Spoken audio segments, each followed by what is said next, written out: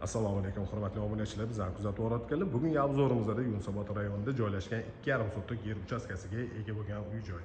Binoning umumiy kvadraturasi 320 kvadrat tashkil qiladi. Xonalarning soni 6 ta va undan tashqari bitta katta hol qismi bor. Demak, hovliga kirish uchun alohida darvoza, alohida eshik o'rnatilgan. Darvoza orqali hovliga kirganimizda navesi tagida bitta katta mashina sig'adiganlik joy ajratilgan va kichikroq ziloniy zonasi bor. Eshik orqali hovliga kirganimizda chap tarafimizda yozgi oshxona joylashgan. Sifatli va mustahkam qurilgan uylardan bittasini video obzorini qilib beramiz. Demak, yozgi oshxonaning oldida vodopad bor. Sharshara. Podsetkalari ham bor, mana shunaqa chiroyli ko'rinishda bo'ladi. Cho'toq qismlariga ahamiyat beradigan bo'lsangiz, toza toshlar ishlatilgan va kirish zinasini tegida ham podsetkalari bor. Hozirgi paytda o'chirib qo'ydim. Videoda xalaqit qilmaslik uchun. Endi uy ichiga kiramiz, xonalar planirovkasi va remontlari bilan tanishib chiqamiz. Birinchi qavatda oshxona, hol, zal, mehmonlar uchun ajratilgan yotoqxona joylashgan.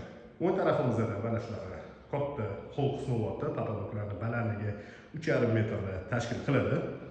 Uglovoy yer uchastkasiga tushganning hisobiga bu joyda mana romi bor, katta rom va bitta rom hovliga qaragan. Prixo'jiy shkaflar yasatilgan chiroyli qilib va chap tarafimizda oshxona. Kuxonniy garnitur patologgacha yasatilgan va katta oyna romlar o'rnatilgan. Hovli brendiga tegishli bo'lgan texnikalar bilan jihozlangan. Bu joyda zal bordi. Zal ham kattagina bo'lib tushgan. Zalning razmeri uzunasiga 7 metr va eniga 4 metrni tashkil qiladi. Va yana kichikroq orqa hovlisi ham bor. Televizor o'rnatadigan joyda ventsiyankalar ishlatilgan. Bu joyda birinchi qavat uchun umumiy sanuzel, avvalgi vannalar o'rnatilgan. Eron va Xitoy kafillari ishlatilgan. Mana shunaqa manzarali dekorativniy daraxtlar ham o'rnatilgan. Birinchi qavatda joylashgan mehmonlar uchun ajratilgan yotoqxonaning ichiga kirib kelamiz. Bu xonaning razmeri 4 ga 3,5. Shu xonaga tegishli bo'lgan alohida o'zini yuvinish xonasi joylashgan. Bu xonaga yorug'lik qatdan tushadi desanglar, kichikroq orqa hovlisi bor va shu joyga rom bilan eshik o'rnatilgan. Havo aylanishiga va yorug'lik tushib turishiga. Demak, birinchi qavatda hol oshxona, zal, mehmonlar uchun ajratilgan yotoqxona, ikkita sanuzel bo'ldi. Zinalar tagiga datchik движения qo'yilgan, qadam bosishlar bilan zinalar tagida podsetkalari yonadi. Endi ikkinchi qavatga ko'tarilamiz. Ikkinchi qavatda 4 ta yotoqxona joylashgan bo'lib va 3 ta sanuzeli bor. 3 ta sanuzel, 3 ta yotoqxonaning ichida joylashgan va bu joydan balkon qismiga chiqiladi. 4 ga 4 razmerdagi yotoqxona, bu joyda o'zining sanuzeli bor. Buni ro'parasidagi xonaga kiryapmiz. Hozirgi ko'rsatgan xonamiz bilan razmeri bir xil. Juda ham yaxshi, spokойный ranglar tanlangan. Shu xonaga tegishli bo'lgan sanuzel ko'rinishi bor bu joyda.